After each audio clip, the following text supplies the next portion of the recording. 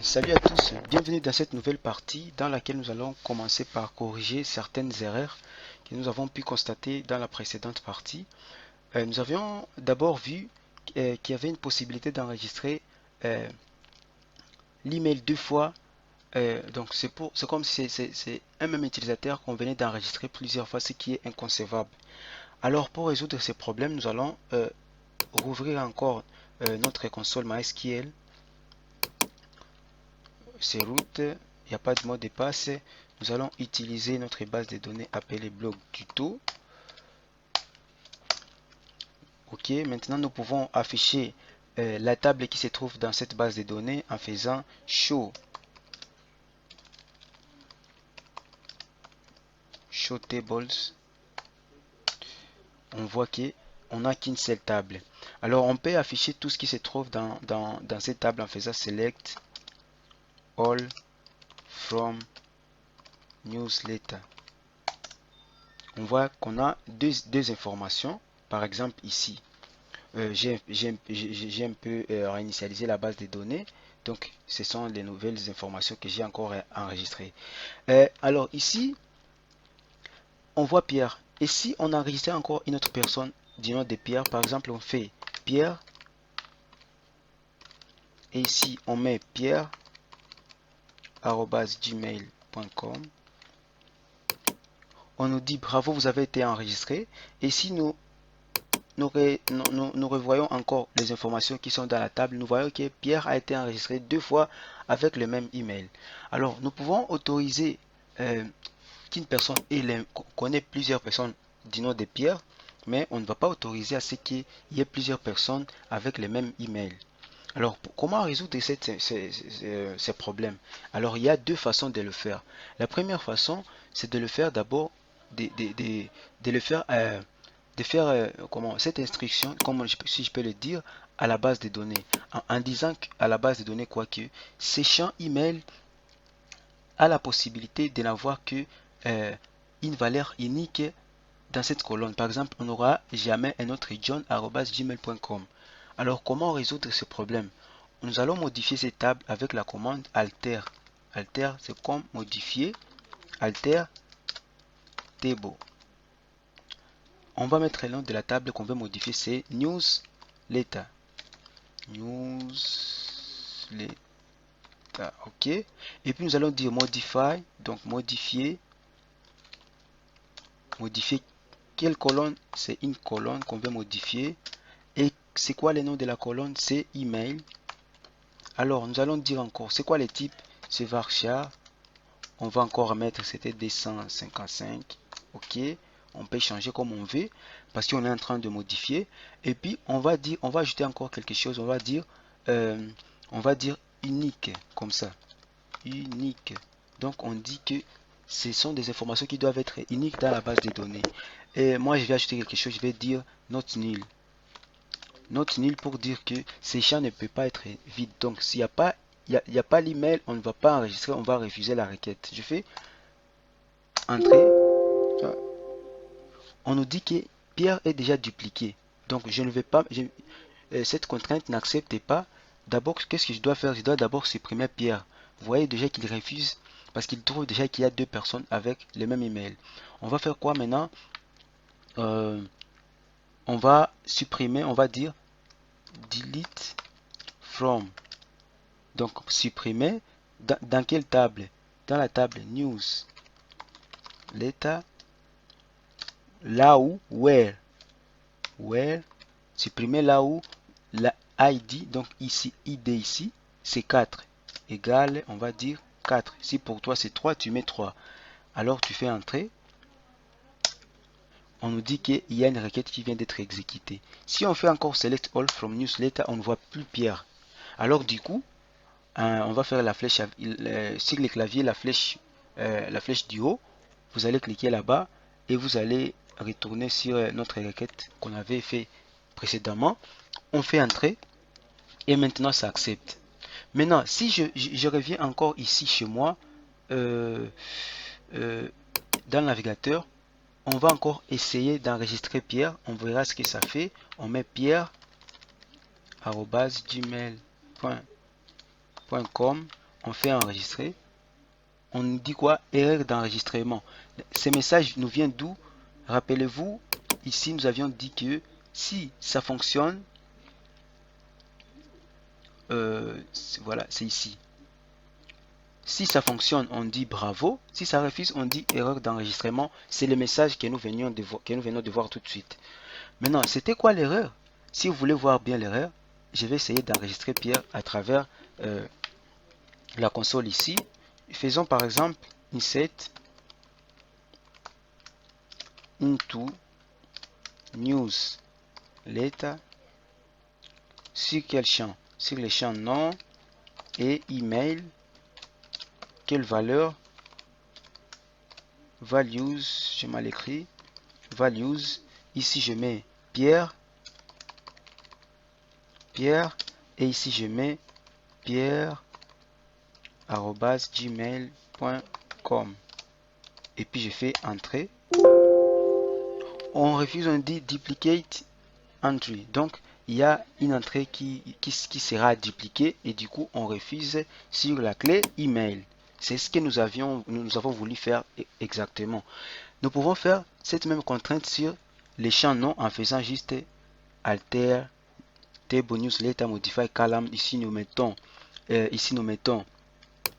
au lieu d'email nous mettons nom et nous mettons varchar avec les caractères.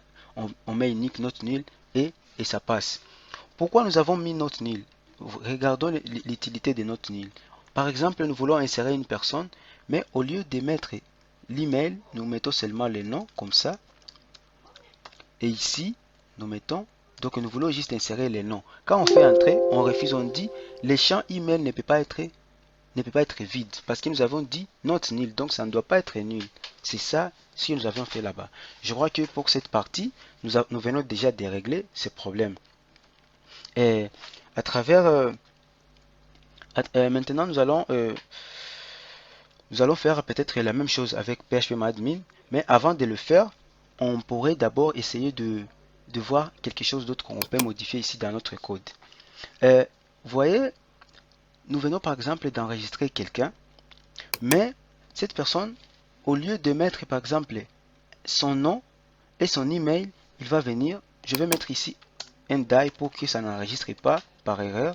Je vais mettre ici OK. On va voir quand on voit OK, donc les informations sont bonnes. J'enregistre, je reviens ici dans le navigateur.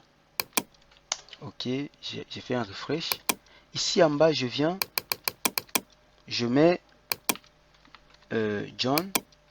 Ici, je mets cet email ici, je fais envoyer et là c'est OK. Donc les informations sont bonnes. Je viens ici, au lieu de mettre quelque chose, je mets des espaces ici. Non, je mets par exemple john@gmail.com. Ici, au lieu de mettre John, je mets des espaces comme ça. Vous verrez que on me dit encore OK, que ces informations sont bonnes. Pourtant, ce n'est pas vrai. Quelqu'un a mis des espaces. On voit encore, ça c'est une erreur déjà.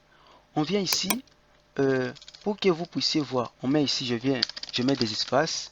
Et ici aussi, je mets des espaces. Je fais envoyer. Ici, il y a les erreurs. On dit il y a erreur. Pourquoi? Parce que pour que vous puissiez voir tous les problèmes là, je vais revenir ici. Je vais mettre les types ici. Je mets type, je mets texte. Je mets texte ici. Je viens ici, j'actualise. Voilà. Je mets ici un espace. Ici aussi, je mets un espace. Et quand je fais envoyer, on me dit encore que c'est OK, que les informations sont correctes. Pourtant, il y avait des espaces. Alors, il faut éviter ça. On va dire à PHP quoi? On va dire, quand on voit que les champs ne sont pas vides, vérifiez aussi si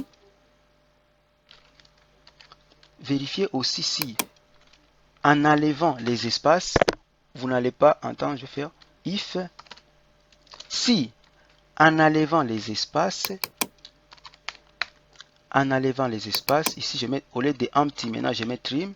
Trim, ça fait quoi? Ça enlève les espaces qui sont dans les champs et voir si ces champs donnent quoi. Si ces champs donnent nil, on va dire, on est en train de vérifier si ces champs ici égal à au champ vide comme ça. Voilà. Donc, vérifiez si les champs non. Si vous enlevez les espaces, vous trouvez un champ vide. Ou si vous enlevez les espaces dans email, vous trouvez aussi les champs vides. Ici, je vais tester, je vais dire ici, à l'intérieur, je vais dire écho champ nom ou email vide. Ici, je viens. Si j'actualise, on nous dit champ nom ou email vide. Pourquoi? Parce qu'il y a l'un des champs qui est vide. Si ici je mets l'email qui est valide, mais ici je mets des espaces, on va me dire qu'il y a une erreur. Ou bien, si je viens ici et que je mets un nom qui est correct, mais ici je ne mets rien, je mets des espaces ici, on me montrera toujours cette erreur. Donc là c'est bon. Maintenant on fera quoi? On va dire maintenant si on voit qu'il y a c'est toujours vide, alors on va afficher cette erreur. Maintenant sinon, quand on voit qu'il n'y a pas d'erreur, c'est quand on va continuer de gérer. Sinon maintenant on peut faire, je vais mettre ici des espacements comme ça. Sinon on peut maintenant continuer. Mais avant de continuer, il y a aussi autre chose qu'on peut vérifier. Supposons que je vais mettre ici encore un die awk pour qu'on ne continue pas. Donc quand on arrive à awk ici, donc c'est bon. Supposons maintenant que les champs ne sont pas vides. On vient là. Ici on laisse mart. Ici on dit mart@gmail.com. On enregistre. On voit que c'est OK. Maintenant, il y a un autre problème, c'est quoi? Supposons que ici c'est Mart, mais ici, au lieu de mettre l'email qui est valide, j'ai dit Mart. Comme ça. Mais on me dit encore que c'est OK. Pourtant, Mart, c'est pas l'email valide. Alors, il faut aussi valider l'email. Alors, il y a une variable, une fonction, une méthode en PHP qui s'appelle filterVar. FilterVar, comment on le fait? On dit, je vais faire if si. Je vais utiliser ce filtre-là. FilterVar. Et ce filtre prend une variable en paramètre. La variable c'est $post, c'est email. Donc les champs qu'on veut filtrer. Alors il faut aussi préciser quel filtre vous voulez. Donc cette variable, elle est ici. Et après nous mettons une virgule et nous mettons les types de filtres que nous voulons. C'est filtre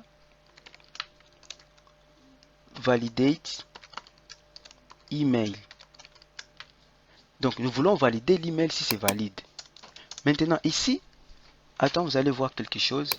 Je vais laisser encore un DA ici pour que ça ne continue pas. Supposons que ici j'ai dit email echo email valide. Par email valide, ça dit quoi? Donc si vous filtrez cet email, cette variable que j'aurais passé là-bas, vous validez et que vous trouvez que c'est l'email valide, écrivez email valide. Valide.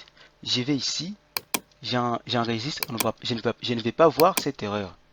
Par contre, si je viens ici et que j'ai dit mart@gmail.com, j'enregistre, on me dit email valide. Maintenant, la différence c'est quoi? Nous voulons vérifier si l'email n'est pas valide. Alors pour faire ça, au lieu de faire tout ça, on va mettre ici un point d'exclamation pour dire si ce n'est pas valide. Ici écrivez email invalide. Maintenant là-bas, comme l'email était valide, je ne vais plus voir ce message. Par contre, si je reviens ici et au lieu de mettre l'email valide, j'écris mart, j'enregistre, on me dit email invalide. Voilà. Donc maintenant, si l'email est invalide, on va écrire email invalide. Maintenant, si on trouve que l'email est aussi valide, je vais maintenant couper tout ça ici. Si on trouve que l'email est valide, else, maintenant là, on peut enregistrer notre utilisateur dans notre système de newsletter. Maintenant, on va là-bas. On voit que l'email est invalide, donc on ne va rien faire. On va juste afficher email invalide. On vient ici, au lieu de mettre quelque chose, on met juste des espaces. On vient ici, on écrit mart@gmail.com. On va encore revenir sur l'erreur là, champ, nom ou email vide. Donc, il doit encore vérifier ça. Par contre, quand il vient ici, il met des informations valides, Marthe. Ici, il dit mart@gmail.com.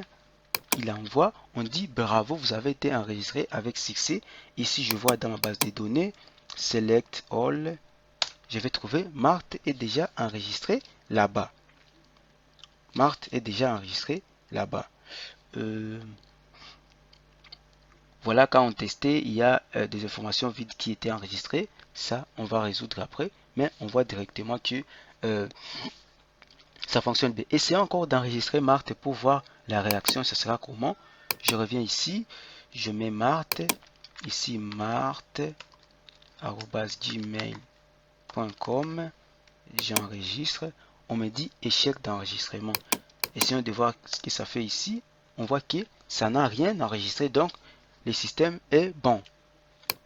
Ok, on se limite par là.